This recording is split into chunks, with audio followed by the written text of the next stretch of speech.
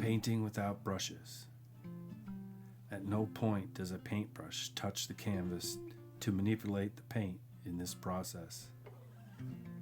These paintings are created by pouring numerous puddles of mixing, swirling enamel oil paint to create a unified image.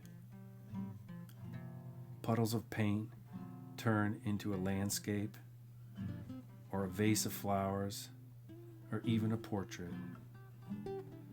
With the canvas laid horizontally, the paint is poured, dripped, and carefully drizzled out of cups from above. This process is done from start to finish with a wet-on-wet paint technique.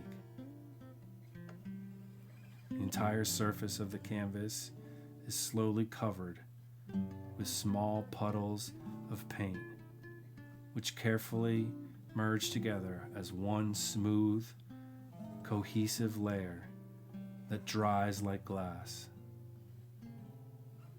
The mixing marbled colors are frozen in place when dried, but maintain their swirling sense of movement. This technique reimagines how paintings are traditionally made without using an easel or even a paintbrush. The puddles join together to emerge as a familiar landscape that celebrates Maine's magic and splendor. Thank you.